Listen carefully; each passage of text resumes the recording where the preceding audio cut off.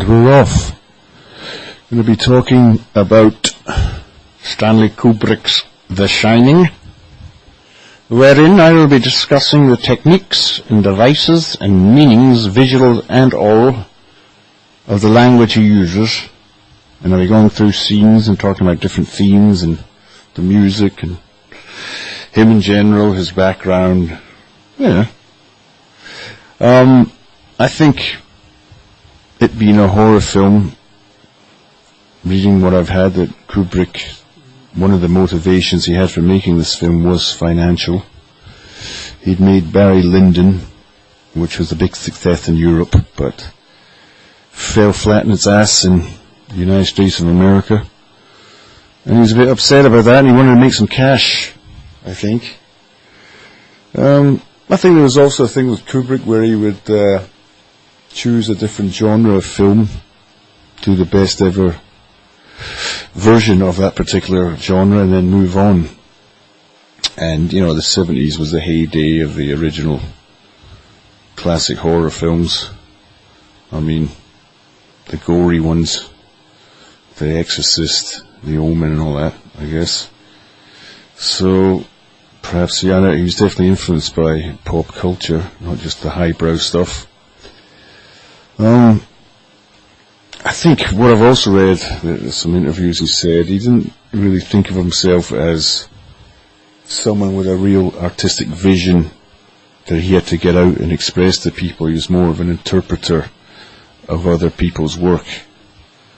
He described, I think, Fellini, De Sica and Bergman are people who are more like a novelist expressing their views, but I think he's selling himself short, to be honest.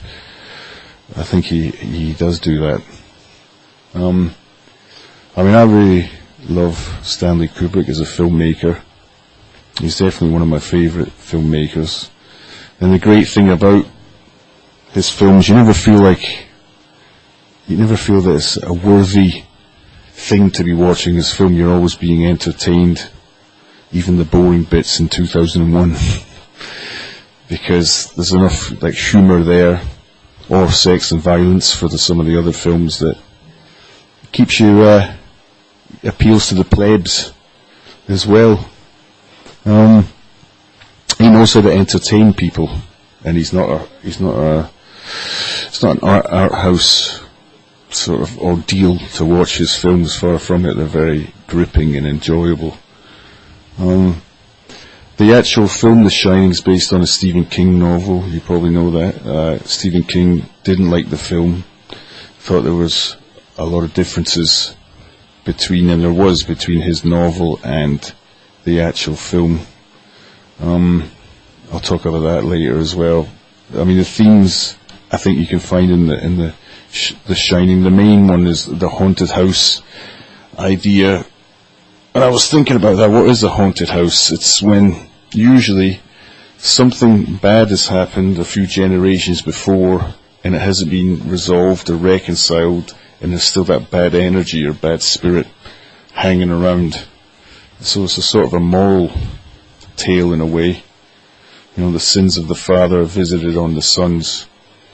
That's actually, from doing research, that's the introduction to the 10 Commandments. God saying, if you don't obey these commandments, the sins of the father will be something done the sons 3 or 4 generations down the line. So it goes way back, that idea. Sorry. Oh, Jesus Christ, I'll edit that out. Also, alcoholism is partly the theme. Domestic abuse definitely is a big part of it. Codependency. And another big part, other people said that I do think is a big part of it, is the Native American element to it. We'll be talking about that as well. Supposedly in this film, his big influence was Eraserhead, of all things. He loved that film, maybe one of his favourite films. He especially loved the way the sound design in it, and that very influenced him. The tracking shots, the Steadicam just came out a couple of years before, a few years before, the scene from Rocky and all that, and he actually got the guy who invented the Steadicam to do all the camera work on the Shining, the Steadicam stuff, in case you didn't know that. But the great thing about Kubrick is that he was a very eclectic, a person who loved films, and he would watch very obscure films by people that no one's ever heard of, but all those influences get filtered through his vision and out there for all the masses to enjoy. So even though you don't know what you're being influenced when you're watching it, the influences that have formed what you're watching, they are there. I'll be talking about that as well. I guess the legacy of this film is definitely considered one of the all-time great horror films. It's, the way movies kind of create iconography, the image of Jack Nicholson bursting through the door with a maniacal grin. I mean, that's been on t-shirts all over the world. I mean, if you think about it, that's a modern version of the kind of demonic mask or gargoyle. You see those masks, every single culture has that. A big, evil-looking, big teeth, maniacal grin. You get that from South America, Africa, everywhere they have those type of masks. So, to me, it represents, archetypal image of the predator or fear or just, death. Fear, death, anger, the predator. We also, that imagery, there's been a lot of imagery from the film that has turned into, visual memes throughout our culture, pop culture. I mean, David Bowie was obviously very influenced by Stanley Kubrick. He talks about it, especially the Ziggy Stardust in 1984, Diamond Dogs, all that stuff is very influenced by it. Space Oddity. And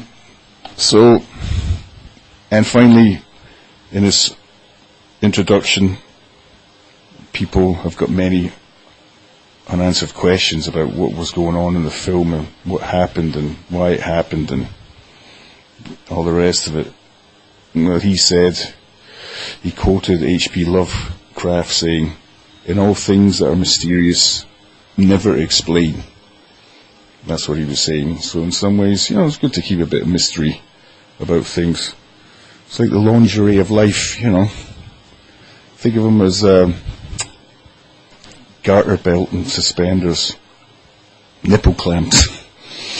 Anyway, let's not go too far down that. I'm trying to keep this PG, or unless there's money in doing it completely erotic and restricted, then I'll do it that way. But until then, so let's move on. Okay, let's talk a bit about Stanley's background. He's from a Jewish family in the Bronx. His father was a doctor, relatively well off. He was supposedly quite unacademic, didn't excel at school, didn't go to college or university, became a staff photographer for Look magazine, which is interesting if you think about what a photographer does, the type of photography he did.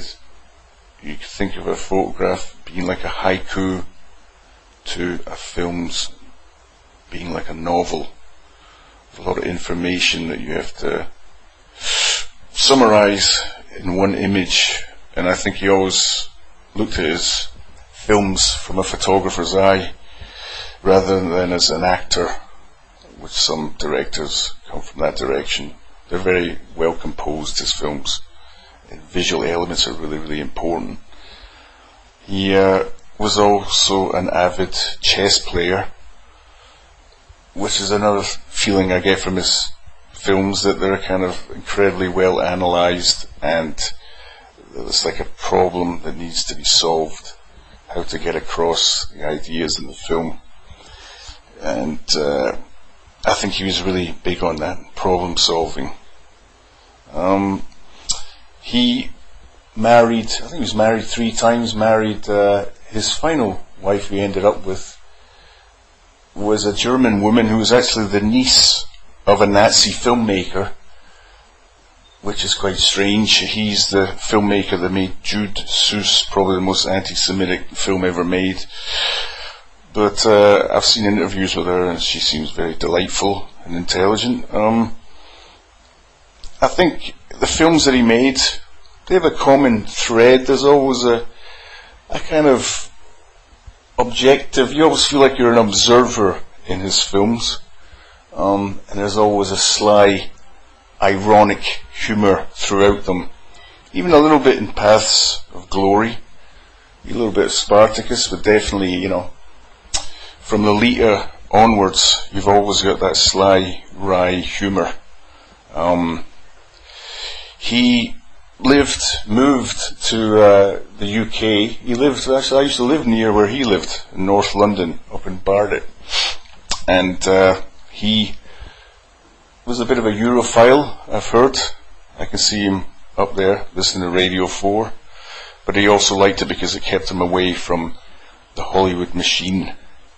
And, you know, I guess he could observe America from afar, and in a way he could also observe the UK and Europe from his own angle. And he had his own little fiefdom up there in Barnet. So that's his background. He had enough money, he said, in another interview I read, where he could live a comfortable life. He seems to, and he also liked the film crews, I heard, in Britain. Okay, I'd like to talk about some of the themes in the movie. I think a big element of it is the fact it's built on a Native American burial ground. They even mention the fact that where the hotel was being built, they had to fight off attacks from natives. There's native imagery throughout the hotel. Even Wendy wears a jacket covered in native designs. When Jack has his tennis ball, he's throwing it repeatedly, aggressively against a big, huge native mural.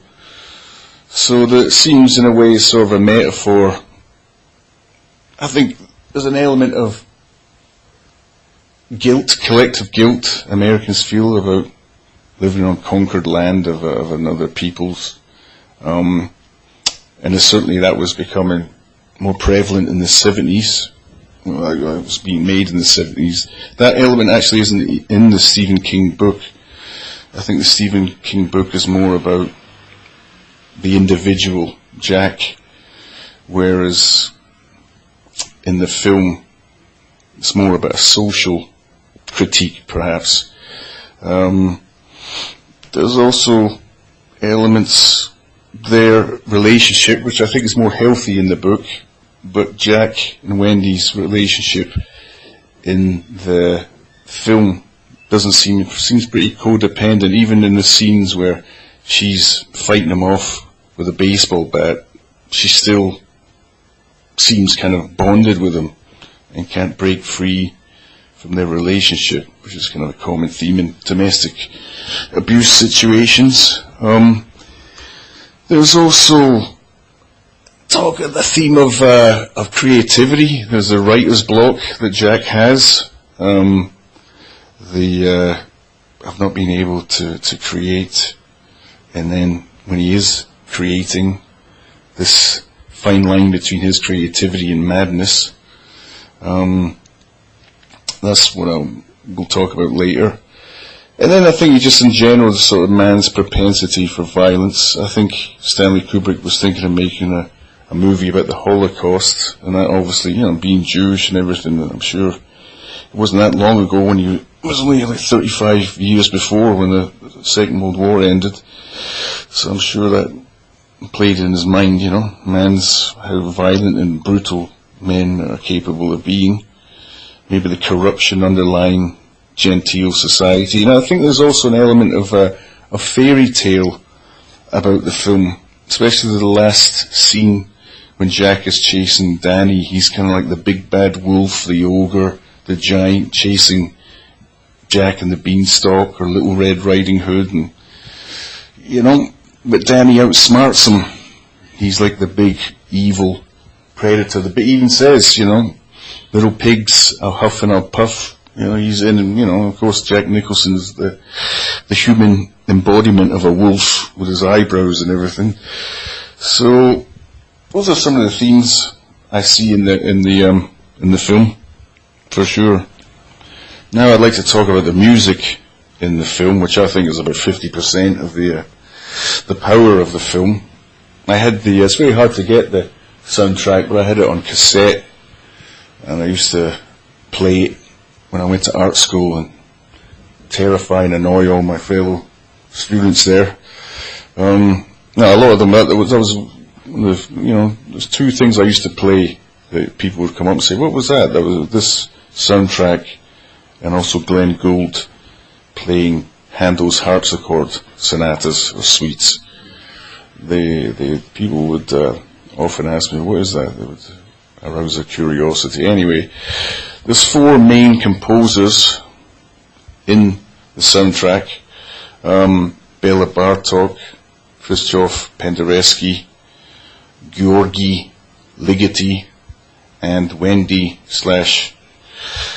Used to be Walter Carlos, but she transitioned.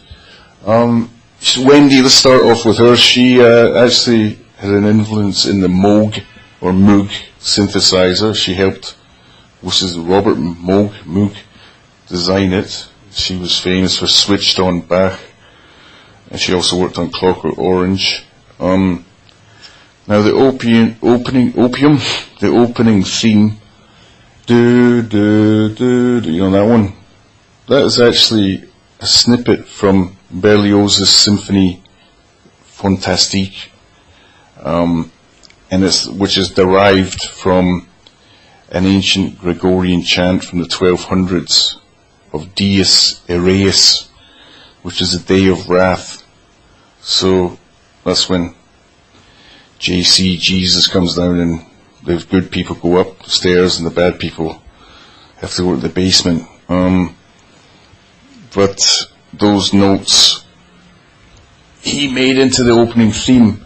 Another thing about the opening theme, apart from those notes, you've got the shrieks, and maybe people don't pick up on that. You've got a lot of shrieks, and I think you can hear native Indian whoops or war cries and stuff like that.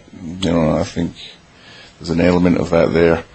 The Bartok is the piece that you hear when he's looking down on the maze. It's a really weird kind of, and that was a piece of music. There was a genre of music Bela Bartok, who was a Hungarian composer, probably their most famous composer apart from Liszt. He had a style of music he invented himself called night music, and he would actually incorporate the sounds of nature into it. So that's an incredibly effective piece of music. I mean, it's terrifying and suspenseful and everything, and beautiful and everything. And then there's Penderecki, who's a Polish director. He was born in 1933, I think. He lived through the Second World War. He wrote the Threnody for the victims of Hiroshima, and his music is very, very heavy. That's the music with it sounds like the air raid sirens, and he lived in Poland. I mean, I think 1 in 5 people in Poland died in the Second World War. And he mentions the fact in the small town he lived, the Jewish ghetto there was completely wiped out. And if you listen to his music, you can definitely hear the references to the Second World War, even though a lot of it is biblical references. The titles anyway. But you can hear a lot of out-and-out horror and terror of the corporal, real, not like the supernatural, but, the terror and horror of war in his music. I mean, he has a piece of music called Threnody for the Victims of Hiroshima, which is just sustained violin notes going, so, yeah, he's a great, brilliant conductor. And then there's a composer, and then there's Georg György Ligeti, who was a Hungarian Jew who was actually lived through the Second World War, was in a workers' labour camp, managed to survive it, and then ended up with Stalin. He wrote the music for Eyes Wide Shut as well, the very famous ding, the one piano note. Supposedly said every single note was thought of by him as a stab in Stalin's heart. So he lived through 2 horrible regimes. He also used 12-tone music, which is, you may have heard that term. 12-tone music is when you don't have a specific key, you don't have the main note that you go back to. You always rest on that note. 12-tone music doesn't have that. You're supposed to use every single note in the scale, so 12 tones, which gives it a really disorientating, very odd, vertiginous feel about the music, because there's never anywhere you can rest. It's also very effective for horror soundtracks. So imagine the film without that music. It would be nowhere near as terrifying and as powerful. And then you've got the 1920s jazz stuff you hear. I guess there's the kind of the wry humour of that, of having the contrast of that very pleasant, guys in tuxedos and ladies with pearls next to this horrific axe-murdering lunatic. So, there's an element of that in there. But definitely, modern classical music has had a huge influence on film soundtracks. I don't think people realise that. Even something like the Jaws soundtrack, that comes from Prokofiev, who used it in Alexander Nevsky, and he kind of got it from Stravinsky, The Rite of Spring. So, anyway, if you can get your hands on the soundtrack for The Shining, it's pretty heavy going, but if you want to expose yourself to people on the street, or expose yourself to modern classical music, that's a great place to start. Now I'm going to talk about the actors and the casting. Kubrick is famous for being very demanding and taking numerous takes to the point of ad infinitum.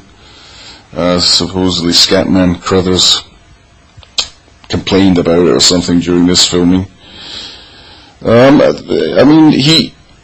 I think in a way he used actors just as props or cinematography. He wasn't really a empathetic director in some ways. In other ways, he really was. For instance, he would often use the improvisations that actors came up with. Like Here's Johnny, that's Jack Nicholson's improvisation.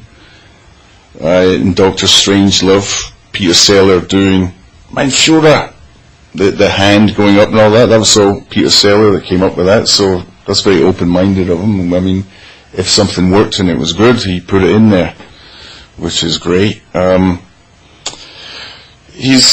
find with the acting in his films, they're incredibly naturalistic, and yet they're incredibly artificial at the same time. There's always there's an objective distance, an ironic way of looking at the characters. You never totally feel one with them. You've always got a sort of plexiglass in between you and them, looking at them, which is one of the reasons his films are so fascinating. I think an influence he had that maybe people don't pick up on is Harold Pinter. Harold Pinter's plays are like that. They've got the thing called the Pinter pause, where the person will say something and then there's a pause. Everything's very artificial.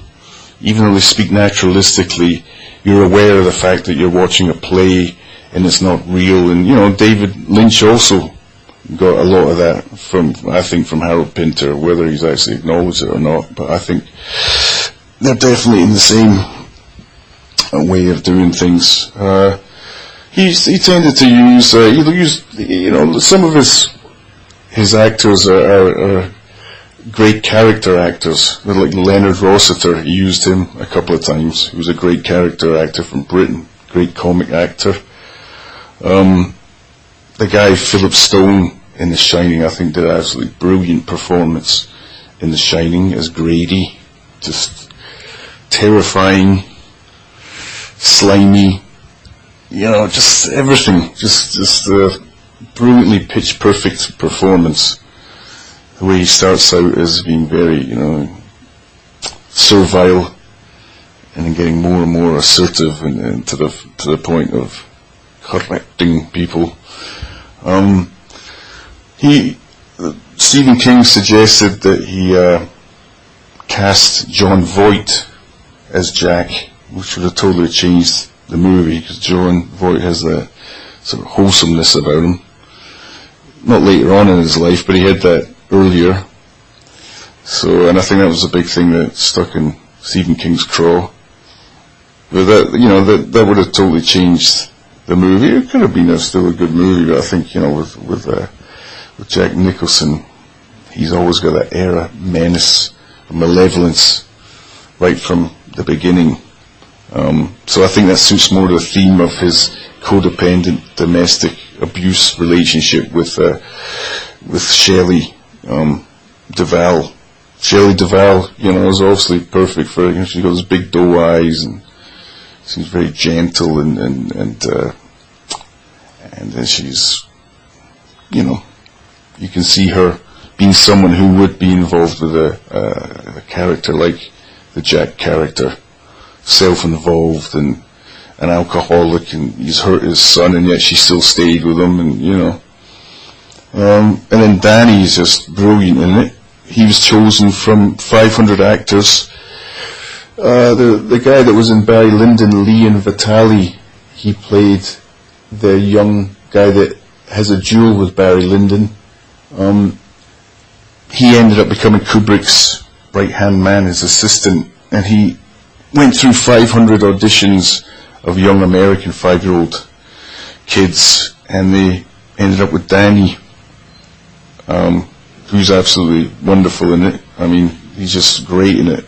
The thing that Kubrick said that he noticed about him is he had incredible concentration for a young child.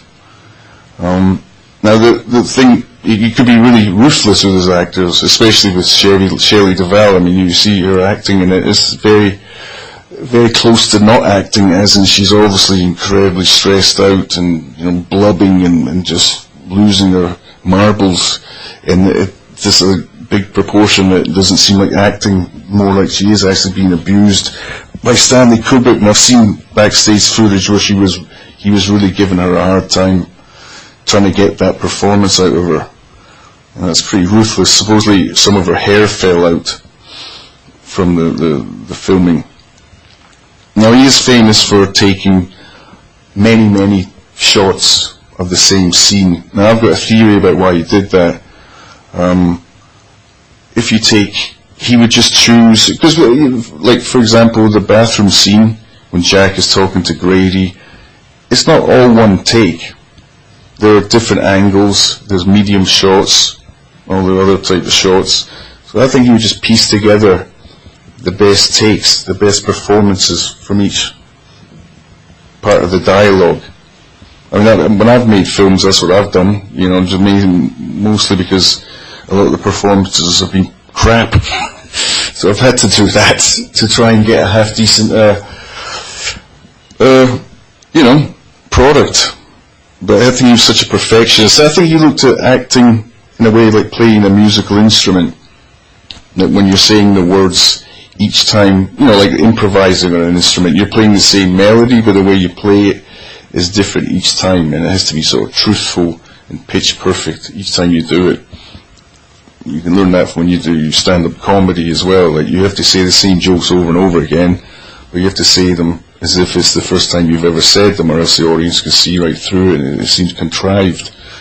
So I have a theory that the reason he took so many takes was not when he found one he liked, he used the whole thing. I think he would just piece together the ones that he liked, and that's why he took so many takes. I've also heard David Gilmour from Pink Floyd, his guitar solos weren't just all improvised at once. What he would do is he would play along with the song, record his improvisations of the solo, and then pick out the best pieces and then put them together, and then that would be the solo. So, yeah, similar thing.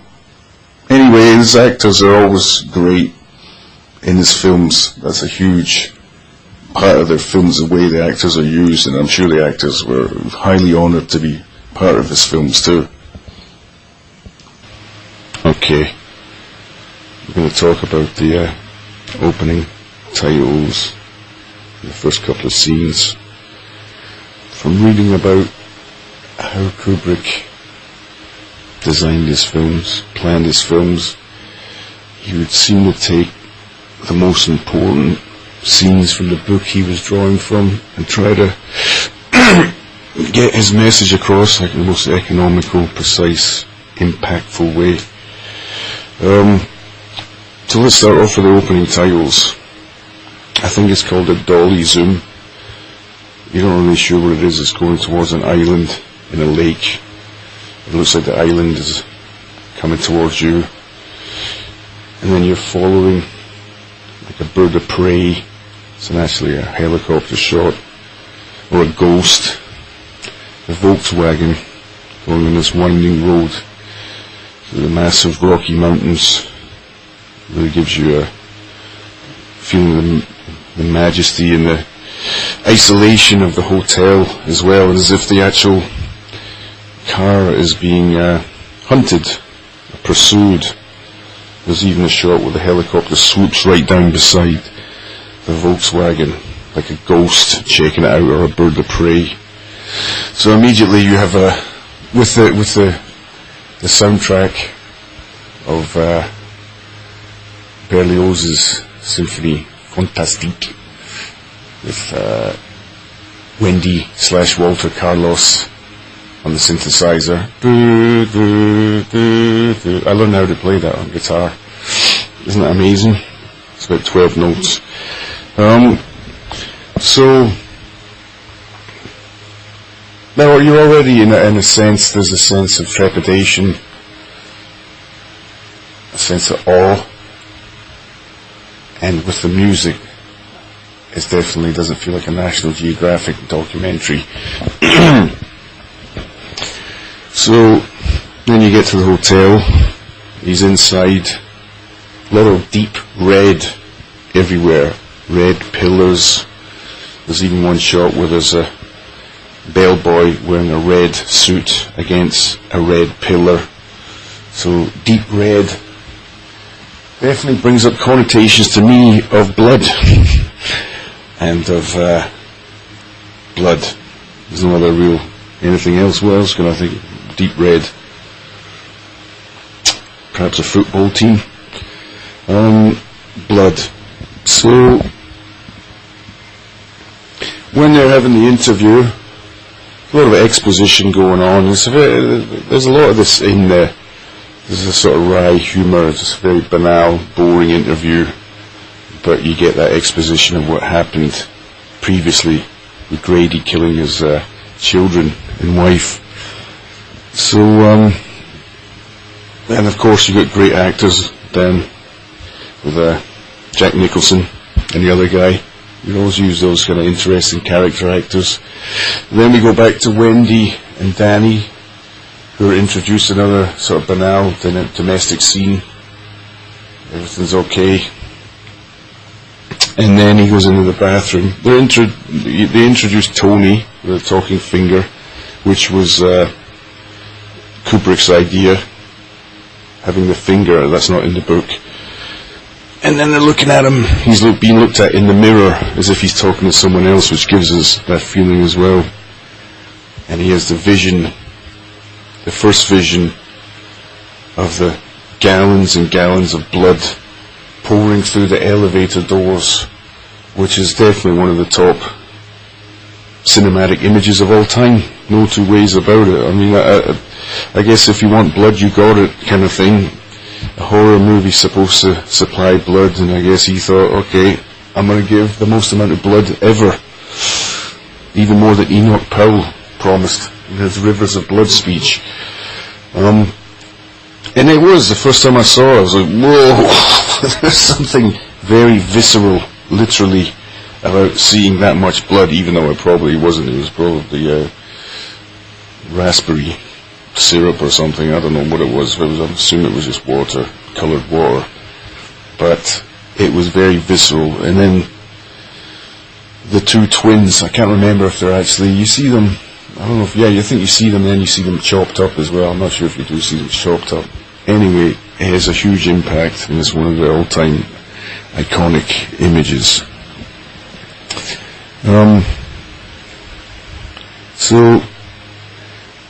Then they, okay, there we go. So there's a drive up. Then they drive up with Wendy, and that establishes their relationship. Jack looks quite bored, uninvolved with the family. They discuss settlers eating each other to add a bit of the ominousness. And you kind of get a feel for the dynamic between the family of him being uninvolved and not that interested. Then they go on a tour, so that gives you a sort of mental map of all the places that are going to play an important part of the action coming up. So he's always doing this, every scene with Kubrick for sure is intricately planned. Nothing goes to waste. So you're getting that tour. While they're getting a tour, there's a scene where some women come out and Jack sort of checks them out, so you obviously get a feeling he's not totally head over heels with his wife. They discuss the snowcat. They discuss the Indian attacks that Indians actually had to be repelled while they were building the hotel. That's not in the book. There's a kind of lightheartedness to it. He does that throughout this movie. There's a sort of lighthearted parts that, for contrast, really magnify the parts that aren't lighthearted. The pacing, you kind of get this quite slow now. You'll get a kind of banal part and then a scary part if something happens. They go, he's in the freezer and he has the discussion with Halloran, Scatman Crothers. I noticed that in that there's a real feeling of warmth and intimacy between Danny and Halloran, and that sort of complicity, whereas the other scenes there's more of a distance between you and the characters. But that one you get a real feeling like there's a warmth there, which makes us automatically more bonded to Halloran, which makes what happens to him even more upsetting in a way. Not in a way, definitely. Okay, well that's the initial scenes. The title card is 1 month later. We see Danny riding his trike. It's actually a Steadicam shot that the guy that invented the Steadicam was filming on a wheelchair. You get the sound of the muffled tires, and then the loud sound of when it hits the wooden floor. That was actually an accident, but serendipity that really fits the theme of the movie, of the quiet, soft, and then the jarring, which is horror movies in general tend to be like that. We're going to see him a few times during this. It just builds up tension. It's fun to watch. He's being pursued. Gives a feeling of the actual hotel. Then we see Wendy brings Jack his breakfast. We look at Jack in the mirror. There's something that kind of makes us subconsciously look at there's a fine line between reality and illusion. He mentions deja vu, which kind of makes us question his presence and his knowledge of the Grady murders. We kind of see the beginning of Jack's mental decline. And then we see him struggling with writer's block, where he's throwing the tennis ball against the mural again and again and again, which is disturbing. There's something about that big mural in a big hall that has a almost sort of church-like quality, and he's throwing a tennis ball against it repeatedly and aggressively. There's something very jarring about it, and almost sacrilegious, certainly irreverent.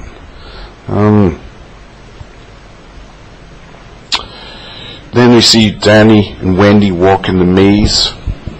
There's a sort of wide-angle tracking shot. We're going in front of them. That kind of gives us a disorientating feeling. But there's a niceness, a sweetness of the mother and the child, but once again there's always that feeling of dread in the background. And then there's Jack looking down at the maze, of the model of a maze, which turns into the actual maze.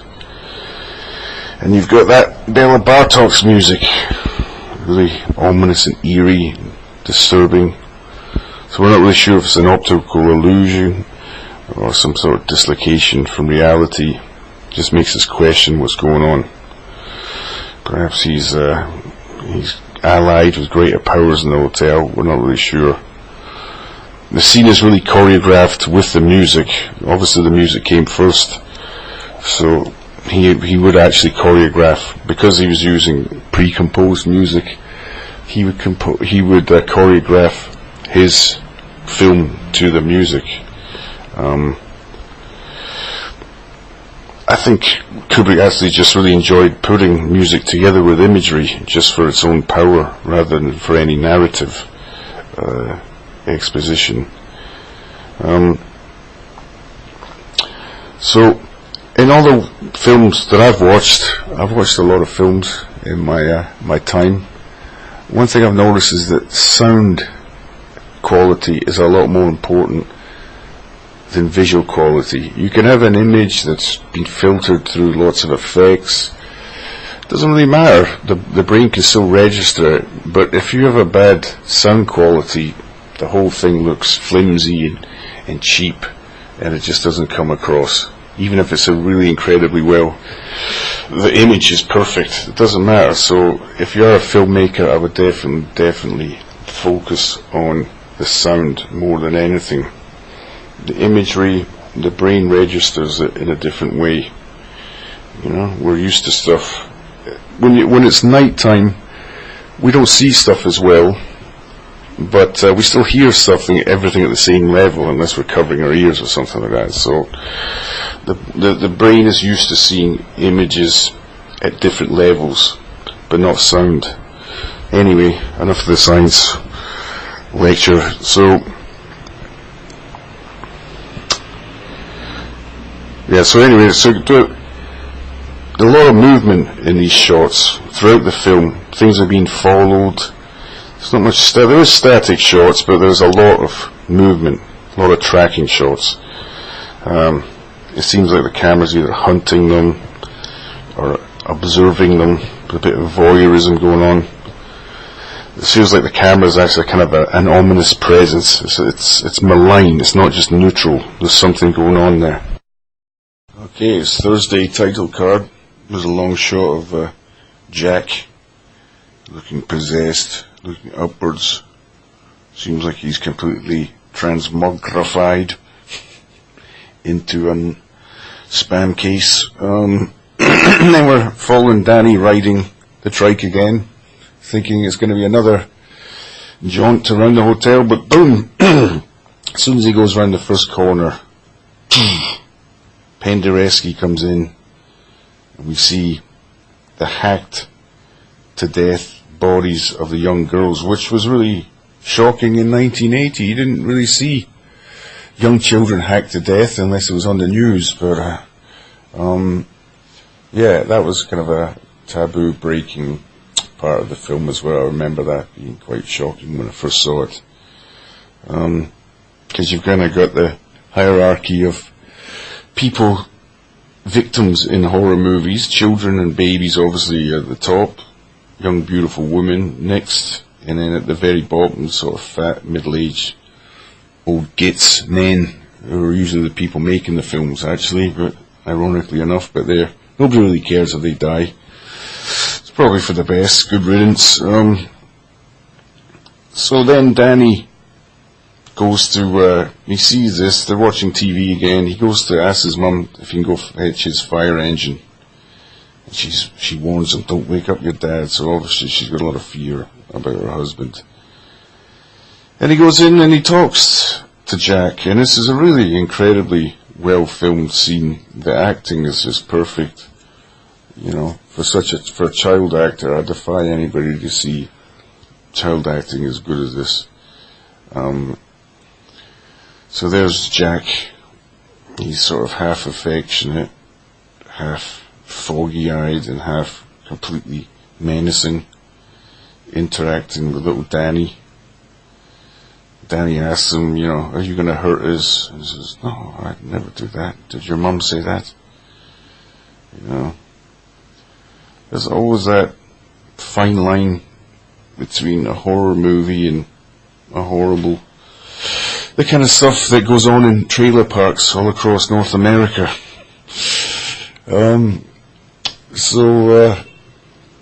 Which makes it more authentic feeling. I'm not sure who came up with that idea. Perhaps Jack Nicholson, both of them. But the way he plays it is definitely, he doesn't play it like, he plays it like a nasty husband in an abusive relationship. And it's amazing that the performance that Kubrick got out of Danny, like I said, he went through 500 child actors to come up with Danny, who was just, you know, he'd never done anything before. And Danny was just told that he was in some family drama, he was kept away from all the horror stuff, but his acting is really, it's too bad he didn't grow up to be an actor, because little Danny's so adorable in the film, and his acting is just brilliant. Wendy's in the kitchen, the news is on TV, we hear of a murder and a missing woman, and then the impending massive snowstorm, which gives us an economical way of exposition and creating impending doom. Then Danny is on his trike, we're following him from behind on a Steadicam, which is actually mounted on a wheelchair and filmed by the guy, the inventor of the Steadicam. And he's going for quite a while, you know, building up tension. We're wondering what's going to happen. He's going around corners, and we're exploring the hotel and how vast it is. It is a big hotel. And then he sees 237.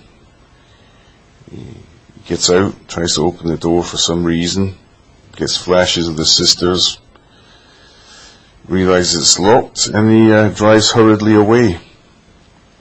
Then Wendy interrupts Jack, furiously typing. We see the staircase where some future action is going to happen. Jack hides where he's writing, and he's sort of unreasonably abusive. And this is sort of the first sign of outward malevolence we feel was lurking beneath his character. You know, sort of an air of domestic abuse about their interaction, as well as a touch of madness that Jack Nicholson always has, to be honest. But she sort of leaves stunned, and she's slightly threatened by his outbursts, and he immediately goes back to typing intensely like the mad genius. He's created an aura of that area. This is the creative area, you can't come in here. This is the, you know, once again, it's seen with something, there's a scene set where something traumatic will happen. There are key locations within the hotel, and Kubrick makes sure we're familiar with them first before anything dramatic happens in them. There's a lot of the bar talk pieces used during this bit as well. So, then it's Wednesday. Danny's there playing on the geometric red rug when a tennis ball rolls into his toys, and this is when we turn into the full sort of traumatic action without break or suspension. This is it, we're over the threshold. He's drawn into the open door of room 237. We cut to Wendy, who hears an anguished cry. She rushes to Jack, who's having a dream about murdering her and Danny. She comforts him, but then Danny enters in a daze with bruises on his neck. She accuses Jack and then runs off carrying Danny. We next see Jack prowling the halls in anger with a sense of unjustness, and like it's just very like domestic disputes. Certainly not like, you know, demonic possession or anything. But and then he enters the ballroom and proceeds to break his abstinence with an imaginary bartender. He's complaining about his wife. We're not sure well, if it's in his imagination or if it's actually happening. We're not really sure what realm we're in, of reality or non-reality. He's lit from below, gives him a demonic look, as it does the bartender. And then Wendy rushes in carrying a baseball bat and tells him Danny was assaulted by a crazy woman in a room. It doesn't make sense that she would leave Danny alone, but oh well, it happens. So the pace is picking up. And then we cut to Halloran in his Miami apartment with the 1970s large afroed woman, naked, girly pictures on the wall, which is there's always a touch of humour in Kubrick's films. And then he sent a psychic message by drooling Danny. And then we get the Penderecki, and there's an exaggerated heartbeat. And we get, so we know he's been warned, and we're assuming he'll be coming to the rescue. And then we have a point of view camera that goes into room 237. We're not sure if it's the point of view of someone or we don't know what's going on. We're not sure if the person going into the room is benign or malevolent. But then a hand opens the bathroom door and we see a half-closed shower curtain, sound of a shower. The angle's reversed, we see Jack, who's entered the room, and he looks really fearful. The bathroom is like a soothing green colour scheme. A beautiful naked woman opens the shower curtain, and Jack's fear, you can see on his face, turns to lust. They approach each other, they have a sort of sexually charged interaction. They're both framed by the shower in a sort of symmetrical composition, which happens throughout the movie. There's a lot of that in all of his movies, actually. They kiss passionately for a few seconds, and then Jack looks in the mirror and sees the woman is transformed into an old hag with sores and rotting flesh. And this is, she's cackling and she's pursuing him.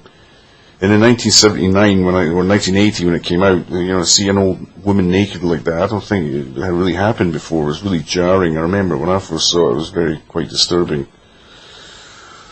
We see Danny still shaking, he's drooling, and it seems room 237 has got this malevolence, and it's symbolically, it's not really, is it real or is it in people's imagination? Is it just like the dark side of the human psyche? Is there just bad spirits there? It's like his lust has punished him, and then it's humiliating him. Underneath his desire, there's like death and disease, and there's shame, ridicule, self-doubt, fear, everything that drives people bonkers. Okay, things are heating up. Halloran is coming to the rescue. They have a little argument after Jack comes back from the naked lady room. He takes off because Wendy suggests that they might actually leave the premises, which is something that he really doesn't want to do, kind of trying to get like your husband out of the pub at last call. And he takes off and he's kicking stuff in the kitchen and all that, and he ends up in the big hall. There's lots of people from the 1920s sitting around flapping, doing different stuff with those sort of greasy chimpanzee hairstyles with the centre parting. And he's up there, he has a drink, he talks to Lloyd, the weird lighting. He's dressed in his sort of 70s denim gear, and everybody else is very formal. And the waiter spills some drinks on him. He's very unctuous, very deferential, well-spoken English chap with a bald bonce. And in the book, they have a discussion in the hall, but Kubrick thought it should be in a separate room. So they go into a toilet, which is all red, blood red. No, like dark red. It's very artificial looking. It has a sort of feel of an abattoir or a womb or something in there. almost space age sort of feel to it. It's very Art Deco, a lot of design in there. Remind me a bit of 2001, some of the rooms, the way it's lit in that. A lot of geometric framing, and the waiter at first is very deferential in trying to clean the drink from his from Jack's jacket. And the tone's very light at first, they're sort of bantering back and forth, and I think there was a lot of different takes, 100 different takes for this, and this is where my theory comes, that rather than just using one continuous take, he would just take the best bits from each take and piece them together, the most pitch perfect ones that ring true. We find out the waiter's name is Grady. The tone changes all of a sudden. Grady gets lit from behind, and he informs Jack that Halloran is coming by using a very nasty racial slur, which is also very jarring in the context. It just seems like all the ugly side of humanity seems to be coming out, caused by this hotel. So he's given him information on what's happening, so it's real information, it's just not in his imagination, so it's based in reality, suggests some sort of cognizant force other than Jack's madness. We use a lot of medium shots, there's close-ups, the lighting's really important, and Grady goads Jack to prove his loyalty, basically kill your little nipper or leave the premises. And well, Jack chooses to stay at the bar. That's part of the alcoholism going on in there, I think. So the acting is always, you can see this in all his films, it's a little bit absurd and it's also terrifying at the same time. Halloran is on his way, we see him making his way, hiring cars, and so you think there's some sort of white knight coming, no pun intended, on on his way. Danny's in a trance. The scenes are getting shorter and shorter, I noticed. The pace is picking up. And we've got basically three confluent narratives. You've got Jack, his story, Wendy and Danny, and you've got Halloran, and they're all about to meet up. Okay, well the title card says 8 a.m, so we've moved from days to hours. Things are picking up. Danny's still unresponsive. Wendy goes to see Jack and goes into the hall. He's not there, but his writing is, and she gets to see the wonderful concoction of literacy masterwork that he's done over the preceding month or so, and it is just pages and pages of all work and no play makes Jack a dull boy. And some of it's spelled wrong as well, which is not good. And this is another really powerful scene, because she's been so respectful of his creative genius, his need to be an artist and all the rest of it. So not only does she find out she's been betrayed in that sense, she also finds out that her husband is a complete lunatic, and there's just something about the whole thing that's just very traumatizing for her and for us watching it. There's just something really repulsive about the whole thing. And it's a sort of a Mickey take of the struggling artist or something like that, the mad genius. And it's basically right then and there she realizes their marriage is over. Everything. She's lost everything. And then old Jack shows up in his comforting tones, and they have a confrontation, and she ends up, he's bullying her. It just sounds like another argument you'd hear between two people involved in a codependent relationship. he pursues her up. They had to shoot that about 120 times. He pursues her up the staircase while she's holding onto a baseball bat. And there's some like blackly comic acting from Jack Nicholson while he's doing it. Kubrick really put a lot of pressure on Duvall, and you can really see this scene alone as supposedly over 100 times it was shot, and you can feel having to act like that over 100 times. She's really starting to wear thin, as I can imagine anybody would under that sort of circumstance. She knocks him out with the baseball bat. He falls down the stairs. She drags him into the pantry or the freezer, and she goes back to Danny. Then we see, we'll go to Halloran, he's on his way. Then we see Jack wakes up in the freezer. A disembodied voice of Grady basically challenging him to do his duty by murdering his wife and children. And the door's opened magically. So he's out and about. Then Wendy goes back to the room where Danny is, and she falls asleep, and Danny's approaching her with a butcher knife. She wakes up and looks in the mirror. He's just written in lipstick, "Red Rum."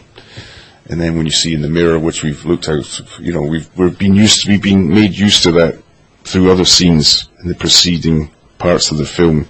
We see "Red Rum."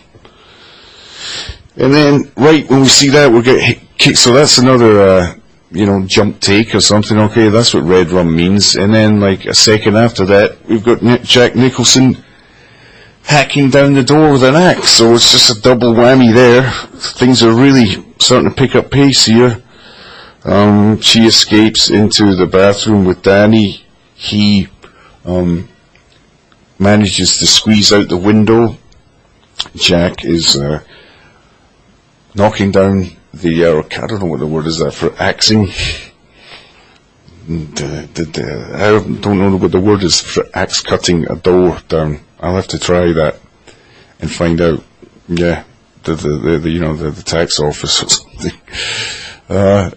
And this is going to be the most frightened actor ever in the history of any film. Shelley Duvall has just been terrorized by Kubrick. She's had to shoot this scene a number of times, and I don't think there's ever been a more terrified, exhausted, traumatized looking actor. That scene is really quite horrible. The one image that really sticks with me from the scene is when the axe finally penetrates the door, and when it looks left and right as if it's some sort of like predatory animal or something like that. It really is disturbing. And, he puts his head through "Here's Johnny," which is on t-shirts and posters. A modern day gargoyle image, archetype all over the world. Nicholson, as I said before, I think improvised that line. But then Halloran shows up and he buggers off. Jack buggers off. So now we're going to talk about the next bit. But supposedly, recently Shelley Duvall has developed, some might say, schizophrenia. She's certainly hearing voices and all that. Hopefully this film in no way influenced that outcome in her life. It's quite sad because she's such a, she's a great actress and a very charming person, it seems. So Halloran's finally arrived. Danny hides in the cupboard. Jack is off looking for Halloran. But then we go from Halloran's point of view. We're following him down a hallway. We're wondering what's going to happen. And then after about, 10 seconds or so, we are walking past pillars. Jack comes out and swings his axe directly into Halloran's heart. and he dies right there on top of a large Native American symbol. So you've got the African American guy dying on top of the Native American symbol. Whether that means anything or not, I don't know. I read that somewhere. But one thing, definitely when I watched it, is we invested so much in Halloran, and we'd already formed a warm bond with him, and then just as he arrives, boom, his life is over. That's it. It was particularly brutal. It's kind of nihilistic as well. It's certainly not a typical film trope of things that are supposed to happen. You know, and it's supposed to be a battle between him and Jack. In fact, in the book there actually is, and Halloran survives. So definitely this was Kubrick's decision to do this, and it upped the ante to make the film even more disturbing and unfair. Yeah, and we suddenly feel. So when he does kill Halloran, Danny screams, and his dad hears him, and his dad has no semblance to a human being anymore. He's just like a wounded predator, just like an animal, basically. He's just going, "Rah," and he's chasing Danny.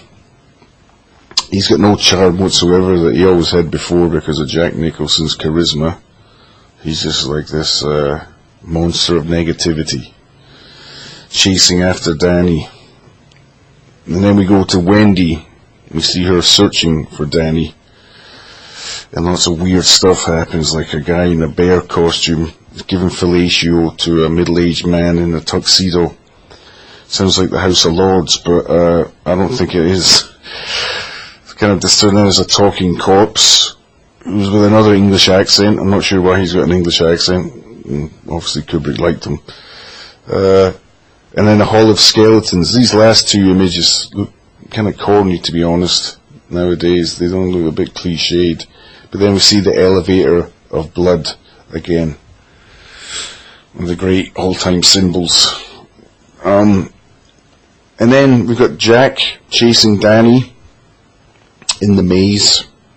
And it is fairy tale connotations. You've got the evil giant, the big bad wolf, chasing Little Red Riding Hood, or Jack and the Beanstalk guy, and he's hunting them down, and the boy outwits the predator, the animal. He steps back on his, which is another thing invented by Kubrick, and his co-writer, I assume, is not in the book, because there's no maze in the book. And he outwits him, and Jack, like the nasty monster, dies, and the next day we see his death mask. He looks horrific and ridiculous at the same time. So, in the book, Jack sacrifices his life by blowing up the boiler where he is, because he suddenly comes to a realization and has a moment of, when you're better, I forget the word, and Halloran survives. So this is a lot more bleak vision. You've only got Danny and Wendy that survive in Kubrick's film.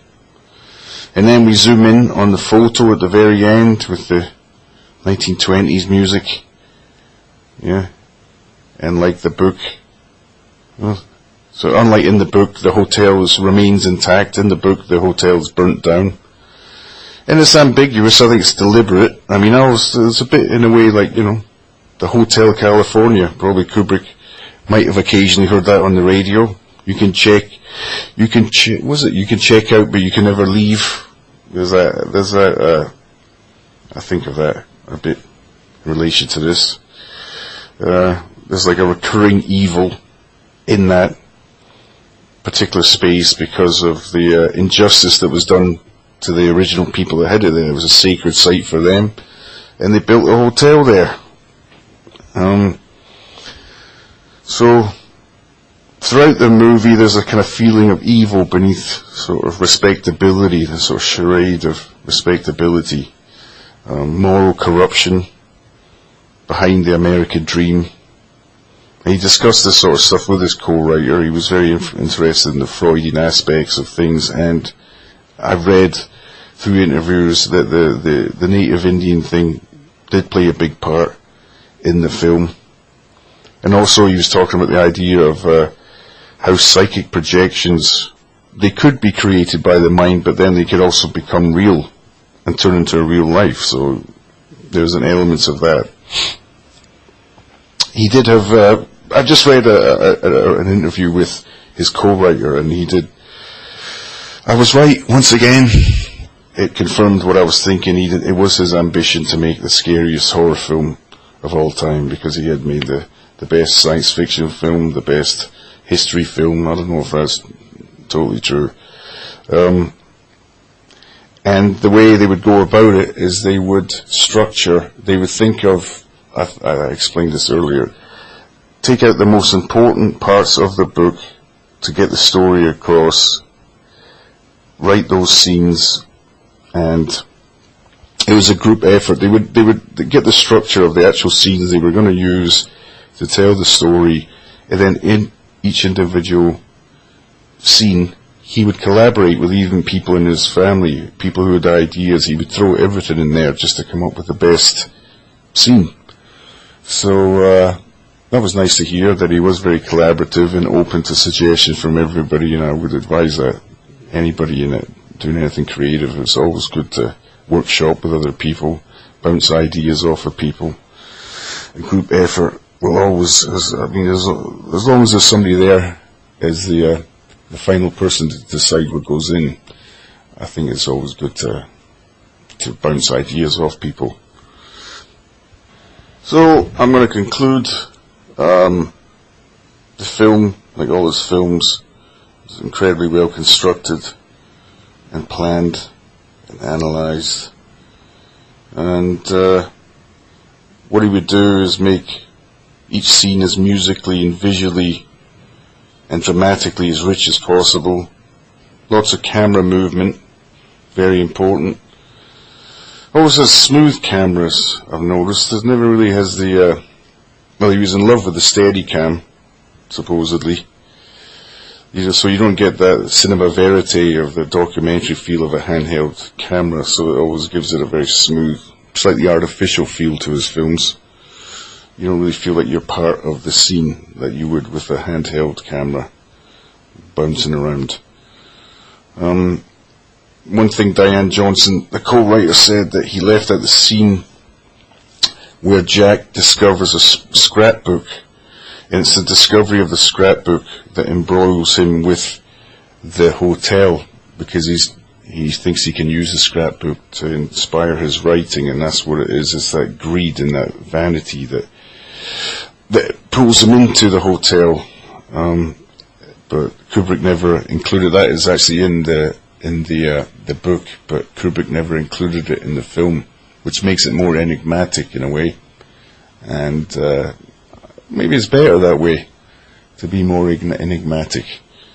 Because there's no real explanation why he went mad, other than that place has got bad vibes, and don't offend sacred ground of Native Americans, or you're going to end up chopping up people with an axe. The idea of an atrocity, even generations ago, can still travel down the DNA. And I'm going to finish with,